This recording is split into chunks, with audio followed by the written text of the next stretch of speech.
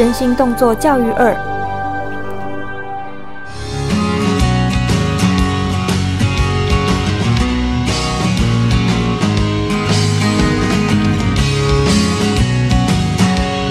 大家好，我是达文西。这个单元会进一步介绍很多以身心学为出发点好玩的小游戏。听说有个游戏叫身体彩绘，刚好是我的专长之一。大家要认真上课哦。好，各位同学，我们上一堂课呢，已经针对什么是身心学，什么是身心动作教育，它的一些基本概念有了一些认识。我们了解到身体智慧、身体觉察的重要性。那当然还有更重要的是怎么用你的身体。所以我们在上一堂课已经认识了一些身体的结构部位，还有有关用的概念。那这堂课呢，我们希望能够介绍你怎么去动你的身体。我们真的动法很多，有很多不同的质感你可以轻轻的动，你可以有控制、有力量的动，或是闪动的动那这一堂课呢，我们会透过不同的教具，帮我们去体会我们的身体。那当然，最重要的基本功，我们会从呼吸开始。内容纲要：身心游戏练习与示范。1、呼吸练习。2、身体彩绘。3、侧身坐起。4、水草游戏。5、雕刻家。6、瘙痒游戏。7、棍子游戏。呼吸练习，以吸管练习细长的呼吸，透过缓慢的吸气与吐气，察觉其吸管末端温度的变化。也可以用长毛巾包裹身体，察觉呼吸时胸腔的胀大及缩小，察觉其3度空间的改变。呼吸是非常重要的基本功，各派的身心技法，或是我们东方的一些练习，都会从调息所以呼吸是最重要的一个练习。但是大多数的人呢，在做呼吸常常犯了很多的问题，但是我们不自觉我们常常呢一吸气呢，就会把胸口往前顶像这样一吸就往前顶上来或者是呢肩膀就会不自觉的一吸就耸起来，所以呢都非常的短，没有办法做深呼吸。但真正的深呼吸应该是肩膀放松，胸口放松，它是3度空间的，前后一起，左右一起还增加还有上下，所以它一个3度空间的一个动作。第一个，我们来先体会细长的呼吸你可以用吸管来练习你可以一手持着，然后另外一手呢放在前端，不要塞住就一点点空间你呢鼻子吸，然后嘴巴细细的吐出这个空气呢，用你的手指头去感受它的温度。当你越吐越细长的时候呢，温度会慢慢的越来越高，表示你越吐越深层的这空气所以你可以透过这样的练习，让孩子专注下来，然后去感受每一个细长的呼吸。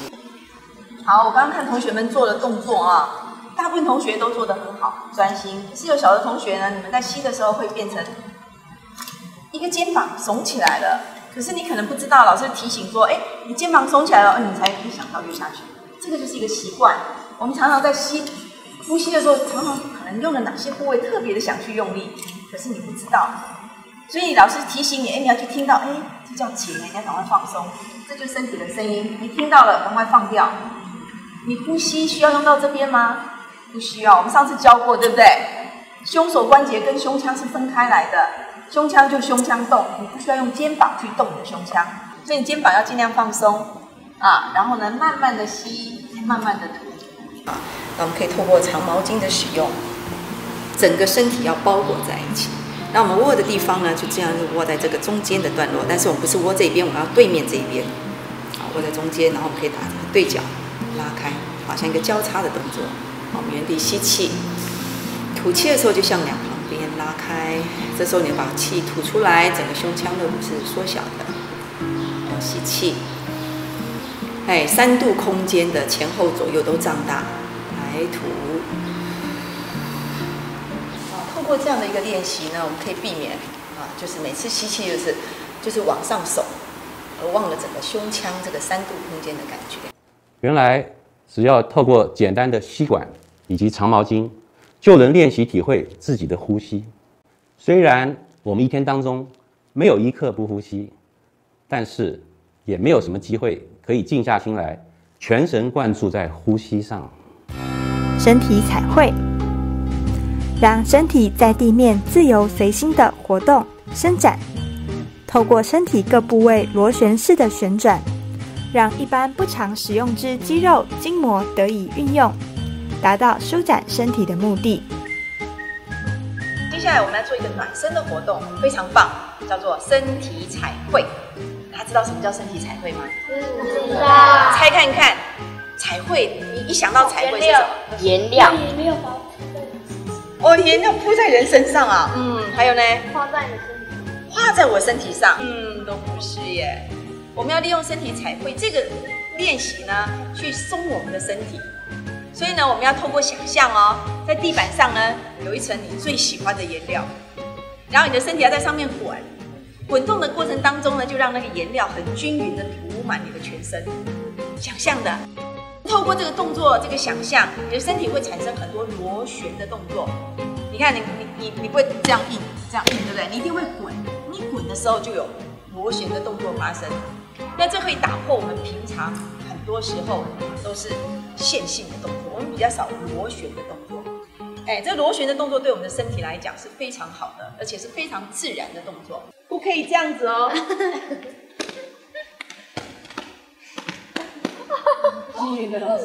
这个你变成是印在上面，对，你要很慵懒的滚过去，你的皮肤才会很均匀的涂满这个颜色，这样了解吗？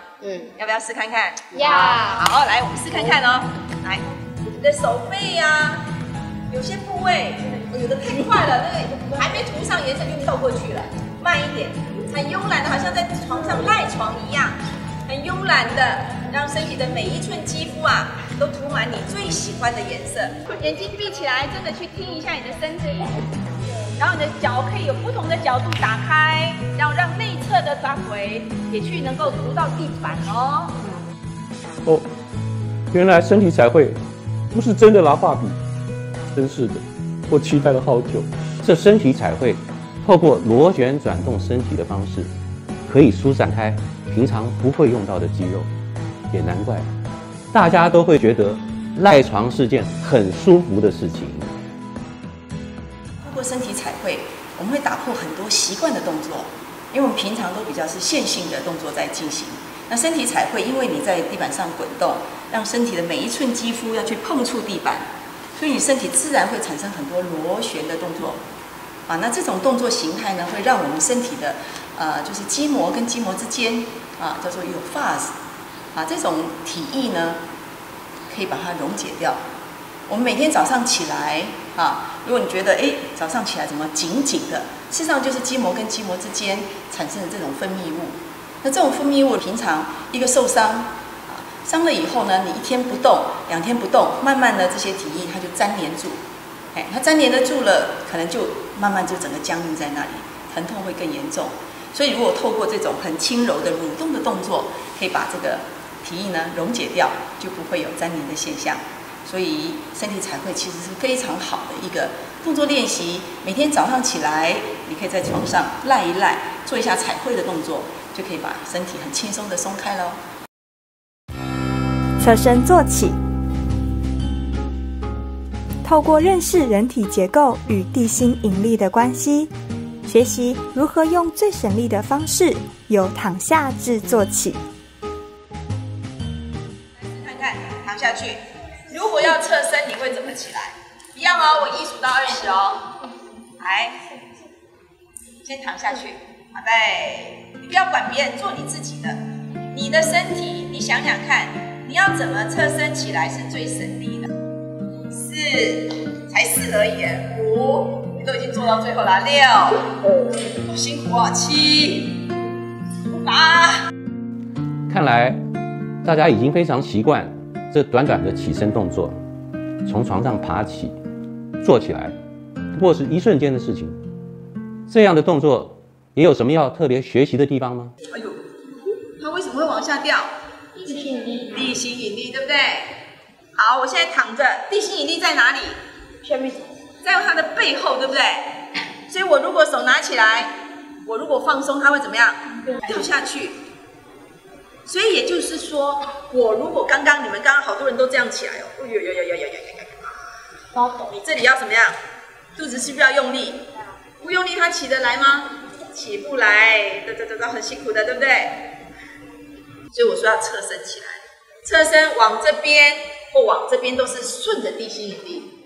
刚刚有同学侧身了过去，可是呢又来了，又在抵抗地心引力了。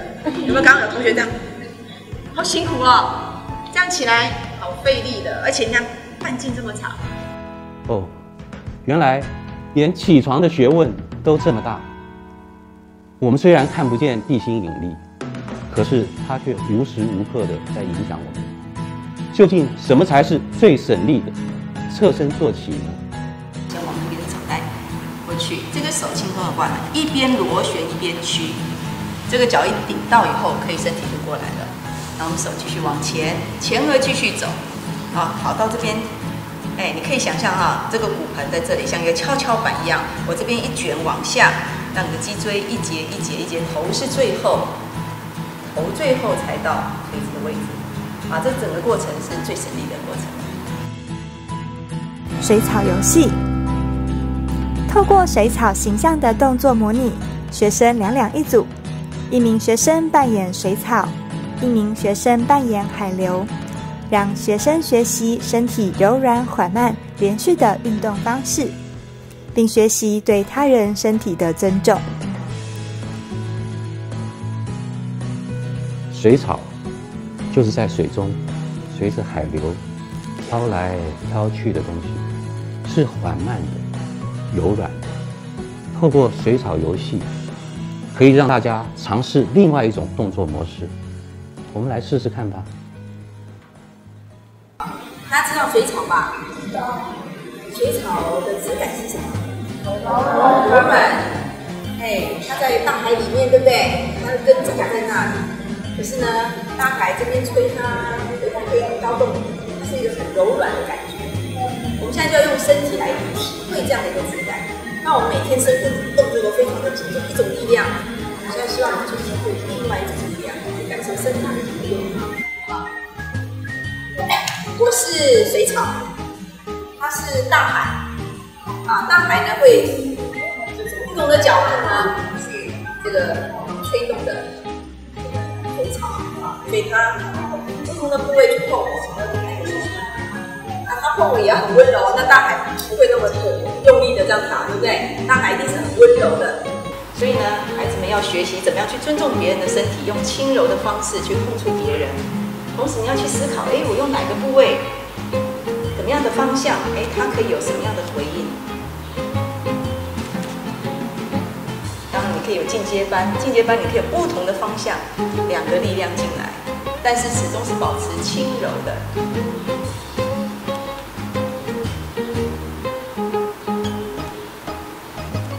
水草练习基本上可以让我们身体产生那种连续性的动作，从一个点发生，其他的部位跟随。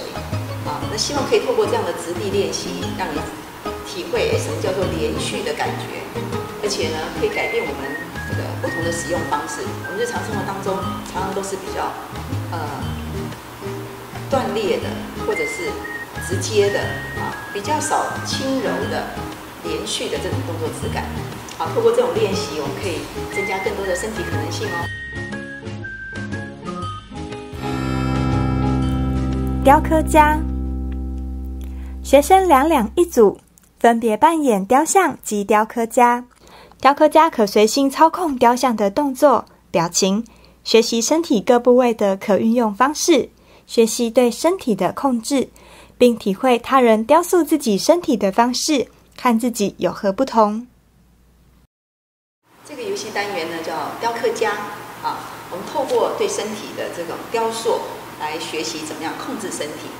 那我们一样是两个人一组他是木头，我是雕刻家那我可以任意的去选择不同的部位，摆好位置，他就停好不动，所以他的肌肉要控制在那边。是这样，你可以。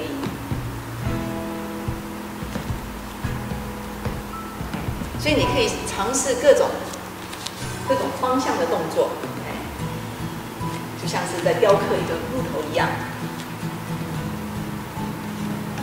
这位同学他就要学习怎么去掌控他的身体，而雕刻家呢，你去思考，他有哪些姿势，哪些关节，尤其这是在关节上的产生的动作，有哪些关节是我可以去操作的。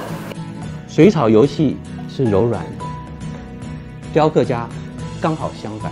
透过这2种游戏，可以练习不同的动作模式。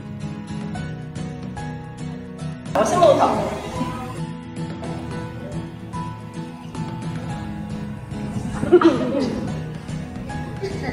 好，所以你要控制好，你要，因为老师多想。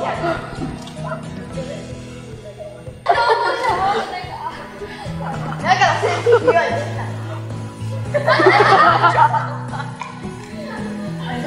OK 了，完成啦。OK， 所以你的身体要控制在那里哦，不头不会在那边笑啊，也不会晃啊。摆好，你身好。抢，老师讲。你要告诉我啊，你不跟我讲，然后会这样子吗？可是刚刚我看到好多木头都在晃然后这边摆你要完全的静止哦，我才看得出来你是木头。没有认真，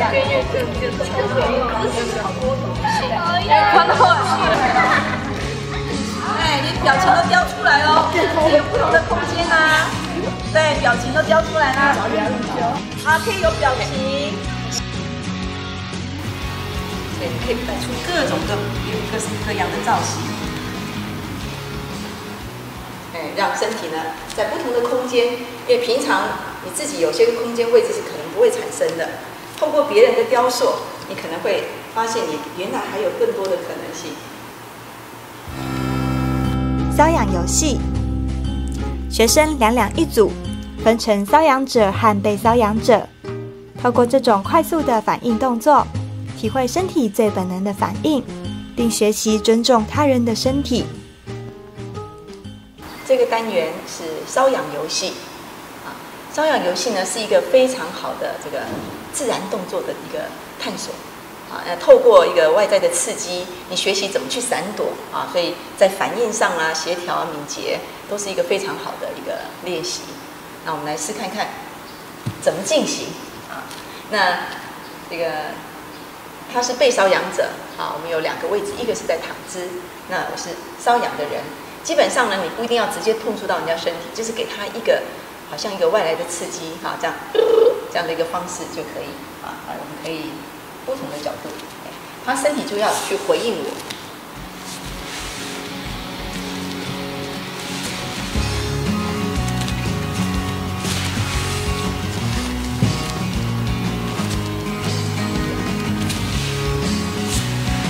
那自然有很多的本能的动作会出现，而且是快速的。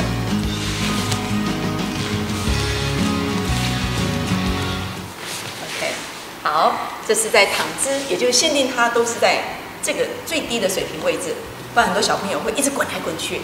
尽量让它在最低的水平位置上做不同方向的这个闪躲。那第2个位置呢，支撑起来，我们要在这个跪姿的位置。跪姿的位置呢，它可以动到的这个就是以脊椎为主。我们大部分的人呢，脊椎整个身体是僵硬的。那透过这个闪躲，你可以很自然的让整个脊椎松开来。好，来试看看。你可以尽量在不同的角度去刺激它，它的身体自然的，就要去闪躲你，产生了很多的本能性的动作。棍子游戏，本游戏可2人1组或多人1组，各伸出1只手指，顶住木棍的2端，感受彼此力道的大小，保持平衡，并随意的移动，做出各种动作，保持木棍不掉落。借由此游戏，学习到自己与他人之间力量的传递、合作的方式，并体会人与人之间的互动关系。请你用手和指头很清楚的顶住这个力量跟对方啊，你去感知，当你力量送出去的时候，它给你的回应是什么？彼此要真的顶到，所以我们呢在过程当中尽量这棍子不要掉了。如果你突然空掉，这就很容易掉啊。所以动作一定是慢。那透过这个力量的给予，彼此好像在对话一样啊。那你就确定已经可以感知到对方以后，你可以开始有空间上的变化。也就是说，你知道他在那里，但是你又有自己的方向可以去走。啊，这个练习呢，不止力量的感受，你还有对空间的感觉，还有挑战性又更高了一点。好，我们可以一样先感受一下彼此，力量真的顶到了，确定，我说的话你听到了，好，我们可以慢慢的开始去玩。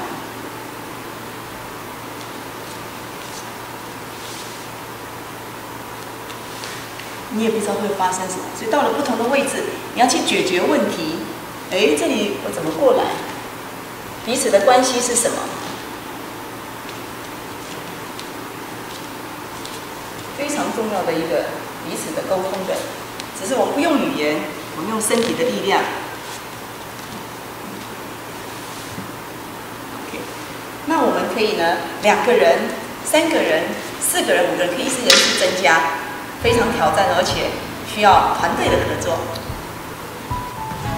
我们可以有高或低，但注意要听别人哦。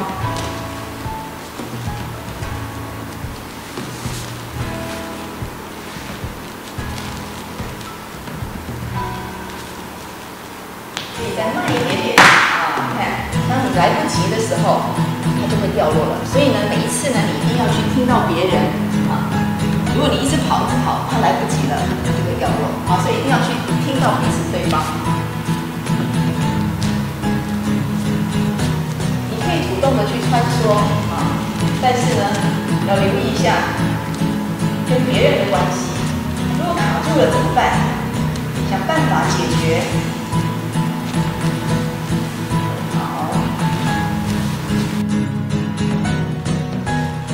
太多了啦！没事。尽量用声音哦，尽量要用对话。如果你过去了，你快向前一步。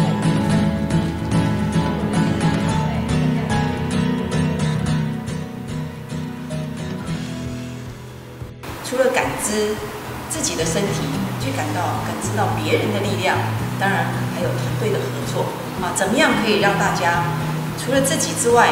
别人之间的关系，怎么样让大家可以很顺畅的完成这所有的动作流程？当然，这过程当中你会看到很多的不同个性，有些人会很主动型的，有些人是非常被动型的。可在这里面，大家怎么样彼此的合作啊 ，teamwork 啊，其实可以透过这个游戏里面来达成啊。当然，这个很好玩，但是也有小朋友会投机啊，像他们有的就会偷偷的用抓的方式，要告诉他们这样是违规的哦，啊，一定是要用顶的方式，所以他要确定、确实的真的去用力量去跟对方讲话。这个课程呢，我们介绍了几个单元啊，包括基本的呼吸练习啊，然后还有一个是身体彩绘，身体彩绘是一个非常好的暖身活动啊，然后还有一个是侧身起来。侧身起来也是一个基本功啊，你怎么样放松了之后，找到最省力的方式起来。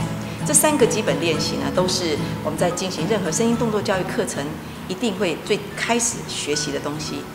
那后面呢有4个单元，第一个是水草游戏啊，这个水草游戏是透过这个水草的意象去产生身体这种柔软、流畅、连续的这种动作质感。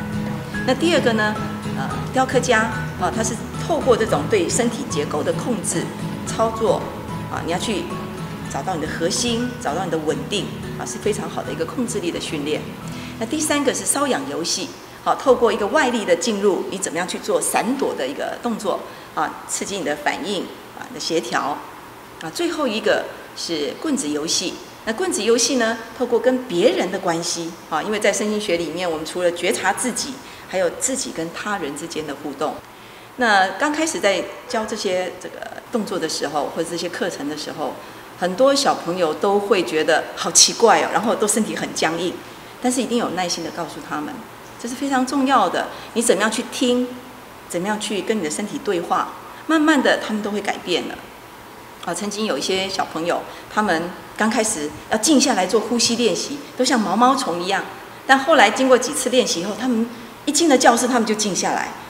老师，我在做呼吸练习是会改变的。所以我相信，只要透过老师们愿意设计跟安排这样的课程，孩子们一定会从身体内在去学到他自己。学完了这么多种游戏，不知道大家最喜欢的是哪一种呢？我喜欢木棍游戏，因为可以和别人培养默契。我喜欢瘙痒游戏，因为可以训练反应力。透过这2个单元，真的学到很多有趣的知识。身心学强调让大家用心体会自己身体的感受，从自身出发，讲求身心合一。对于体育教学发展，又带来不一样的选择。以上这4个单元，很感谢大家的收看，希望你们都喜欢。我是达文西，很高兴从中古世纪来跟大家见面。大家再见。